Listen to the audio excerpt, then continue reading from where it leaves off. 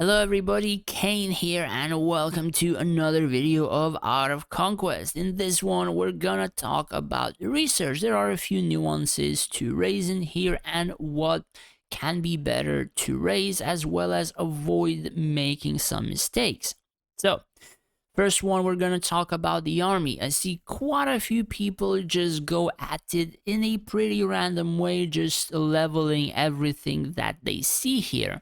The most efficient way is to pick two tabs and only level the two tabs. Basically, a frontline, which for me is bone soldiers, and the diabolists, which in every single race are archers for events, or if you're, say, specific race and require archers, you use them as well.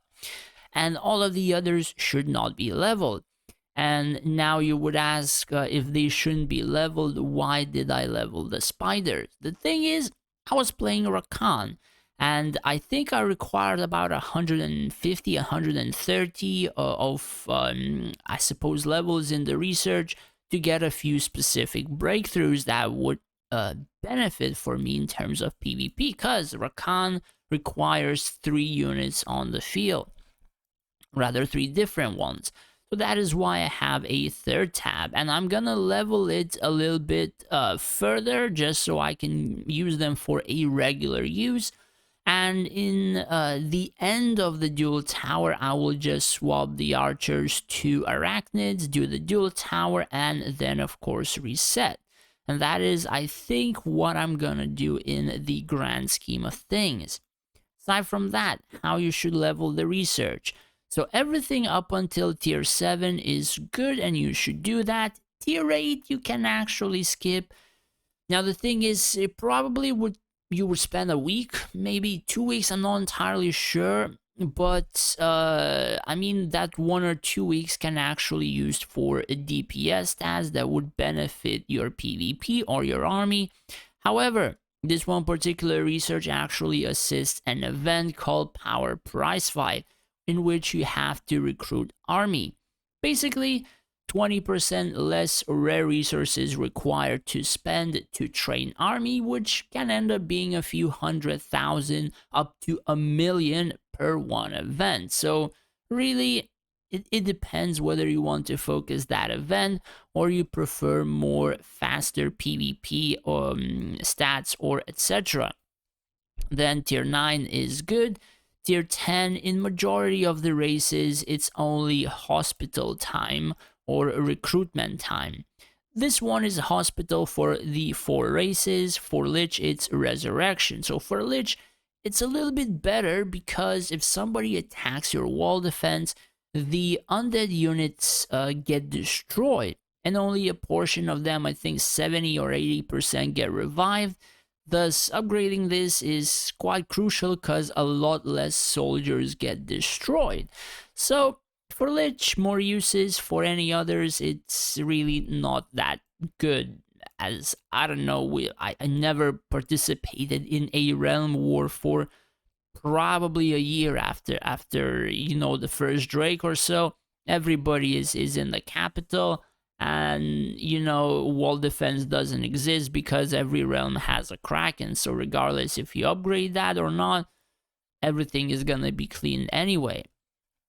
Aside from that, from tier 11 up to tier 16, and of course you can level tier 17 as well, because it grants attack and HP bonuses, and then additional stats for wall defense as well.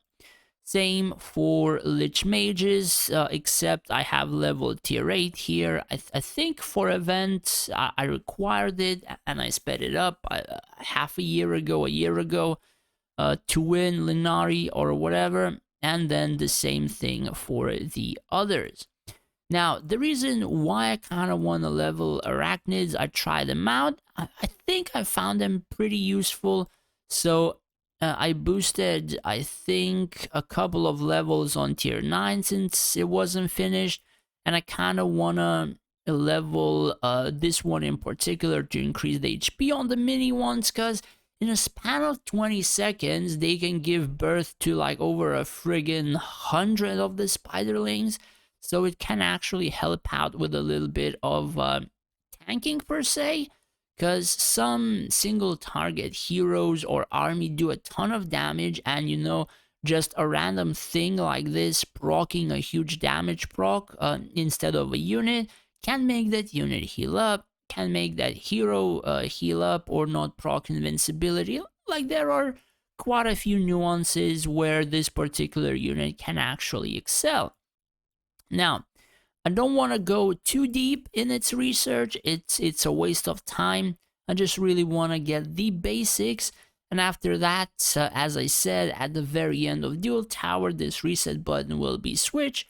Switch Lich Warlocks to Spiders, use the Spiders, swap back for events, and just use a subpar of this particular one for any other PvE event that would grant me rewards. And that's how majority of the people should go at it. Now, heroes. So there are a few nuances in this from my last video as well. Now, a PvP way to go about things, mages are still the most powerful from early game to mid game to probably slightly in the late game. I'm not sure, because late game at some point in the game actually had physical meta. However, when these resistances kicked in, people like getting 99 to 100 or even over 99 in physical stuff, pretty much majority of the heroes like drop down in the amount of damage that they were able to do. And mages and necromancers like Avril, Rose, Tisafin, and I think Arian started to do decent amount of damage in their abilities and such. And rogues, they didn't really do that much, I think. I mean, we can just slightly check around in some, say, high tier gameplay. Some to see whether or not I've checked the right one. So that one is too much difference, too much difference. We need to find something similar, I suppose. Let's see. That's 4.9, 4.9. Okay. So, heroes, Avril, heroes, Tisafin, Avril, Tisafin, Arian, Ophidia, pretty much, yeah, it goes like that.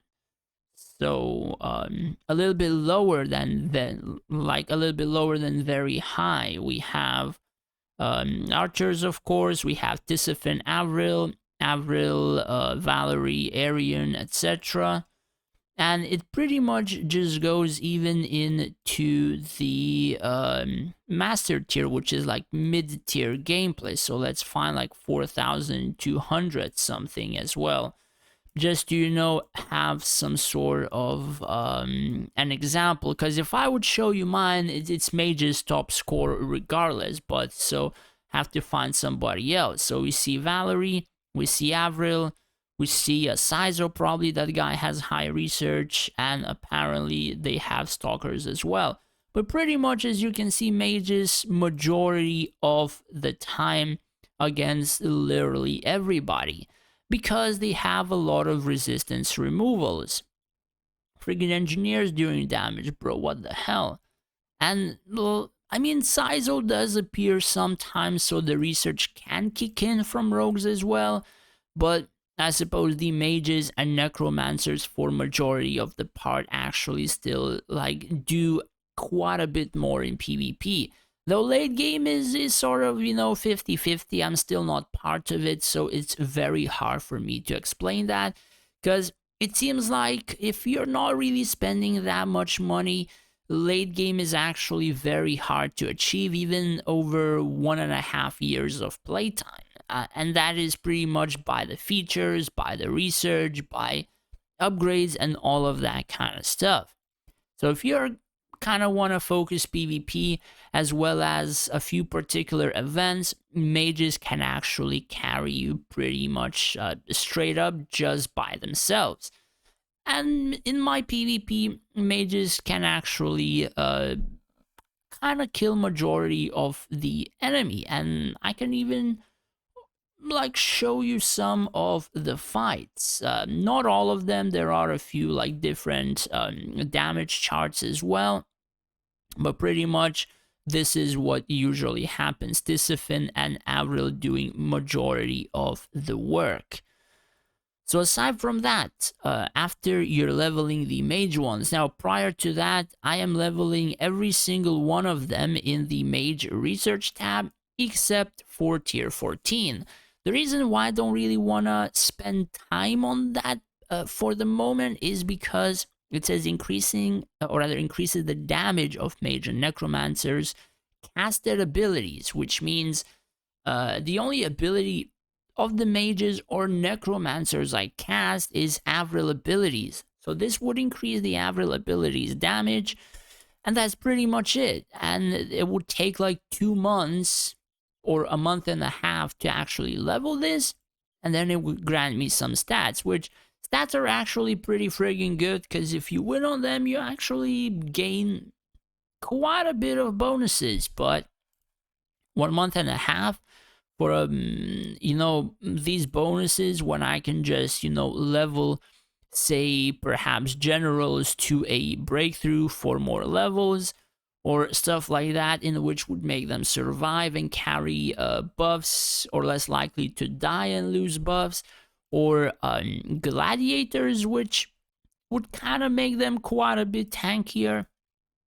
There are nuances where that one would just be too much of a time spent for not really that much usefulness. Now, again, I'm not sure how much that 4% would provide me. From what I kind of guess, and I leveled quite a bit, it didn't really provide me that much.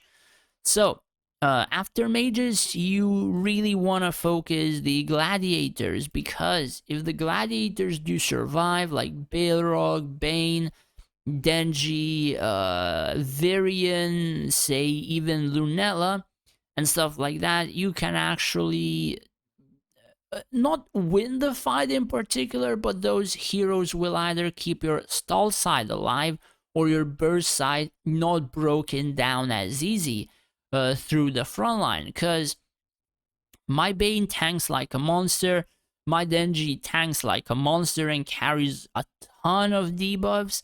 My friggin' Balrog is insane, and especially if it has like lich skeletons in front of it.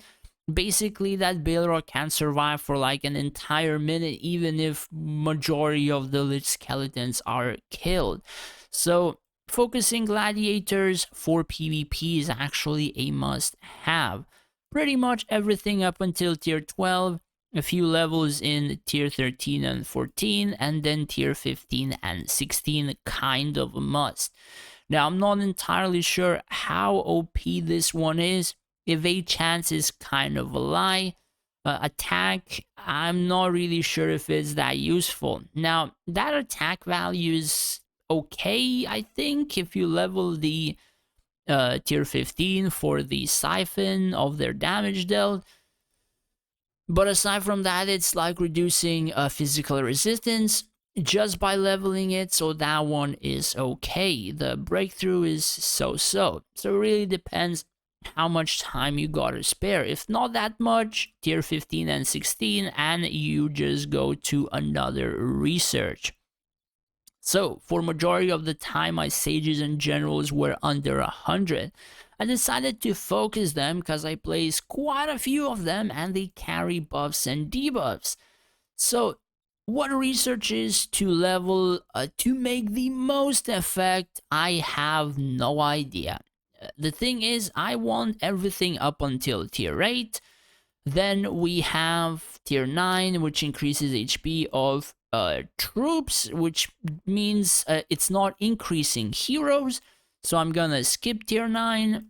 Tier 10 is bronze cap with critical hit resistance. Tier 10 is a skip.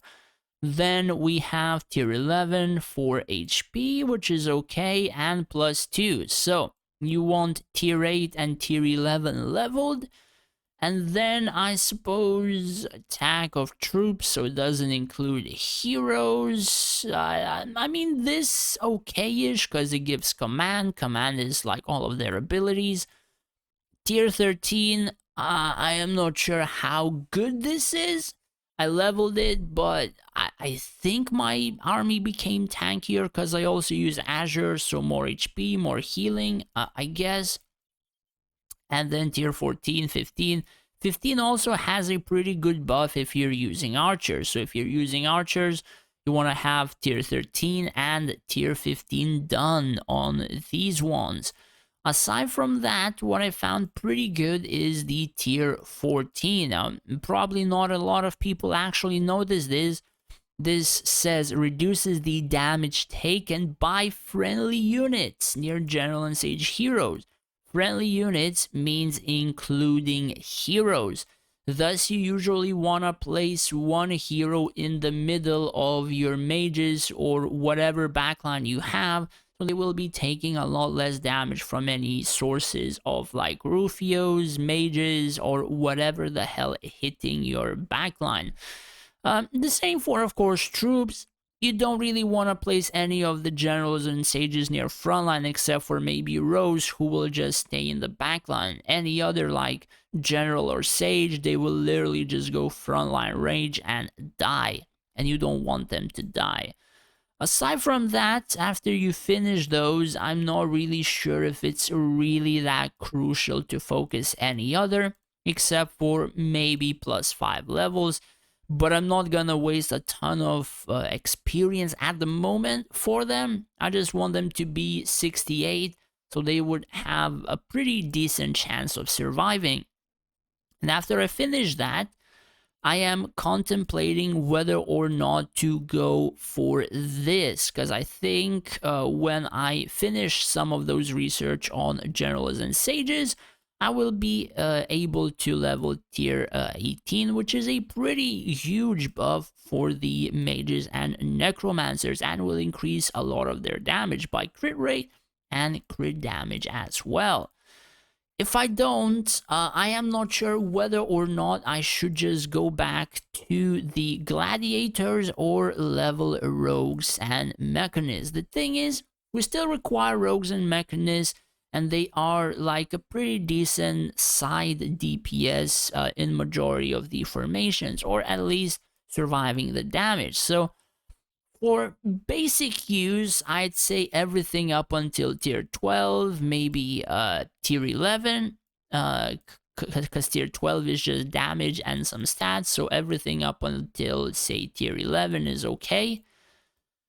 Aside from that, it's really what you require on your field. I don't think they're really that good. In terms of the resistance meta, maybe future features will like change that. So if you're not a very huge spender, I wouldn't really focus that much on this one, but that's just my own opinion. And in terms of their effectiveness, perhaps you should talk to a few more people who are playing, or check some replays of them, inspect some more replays of other people and how much the well-researched heroes do perform. But heroes like Saizo are still pretty good in bypassing something like treason, etc. So there are nuances, but a lot less than the others. Thing is, mages can be used for events, rogues and mechanists in very few specific events, and I'm gonna show that in just a second. Sages and generals can be used in events, PvP, survival, buffing, etc. Also has a ton of uses. Gladiators and paladins, literally majority of the PvP, and of course a couple of events as well. So not only one. And one of those events is, it's not here. I think it happens next week. So you have like Rhino Rampage. In Rhino Rampage, you actually need a frontline gladiator or a paladin. The longer he survives, the more score you will be able to do. If he dies too quick, pretty much you will be getting no score whatsoever. So aside from that, they also have uses in PvP and PvE. So personally, mages, necromancers, gladiators and paladins, sages and generals, and only then mechanists and rogues, because really only one DPS can actually get you quite decently far in the game. And focusing too, means both of them will be subpar, and the other, well, like one of them will not be as strong as they could be. Now, the other thing is, why not focus both of them and then have huge DPS? The thing is, if you focus both of them, that means you're not going to have strong gladiators and paladins, which means your frontline will be a lot weaker. So if you don't bypass the enemy pretty goddamn quick, which is pretty hard in this resistance meta, pretty much they will roll over you and your gladiators and your frontline in a matter of seconds, and that is not really something that you should strive for. But that is pretty much it. The event I spoke about is Dark Dimension. So, I scored 3 seconds. A long time ago, I did show a video what I kind of used in this one. For full mages, I believe. I think I made a video about 3 seconds. And I pretty much used something like this. So I have Bazrik level 65 on the side, Sizo 65, and that's pretty much it. I have Avril 73 with, I think, Arcane 4, so she can cast abilities almost instantaneous. Arian, Valerie with a casted ability first, so she does like a fireball or a rain of fire here, and then Tisafin on the side. And this one, -2 to all ability casts, and I think like 12% chance to proc a double attack, which is like attack speed. So if it procs on Bazrik, he just yeets it himself across the entire map. Like if he would be here and he procs that basic attack, he can literally appear near this friggin' tank if he doesn't have anything in front of them. So I kind of value placing Floras with that in here, as well as I have Avalon helping Valerie, Tisafin, and Arian kill these things right here. And Valerie literally just takes care of the entire backline. But yeah, that's pretty much it for event, or rather this particular event and an example. So really, the Rogues and Mechanists, you don't really need to use that for 3 seconds, but I think with Rogues and Mechanists you can actually get this instantaneously. For me, I required 3 or 4 attempts to get that, so that is like the only difference.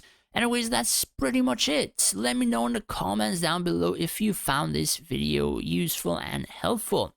As well as if you would wish to support me more than just watching my videos, I have made a Patreon page where you would be able to do just that. And in return, I would be able to help you out more individually in terms of events, PvP, formations, and stuff like that. As well as I would like to thank all of my patrons for support. I really appreciate it for your subscriptions. Thank you guys so much. Thanks for watching, take care, and stay safe out there.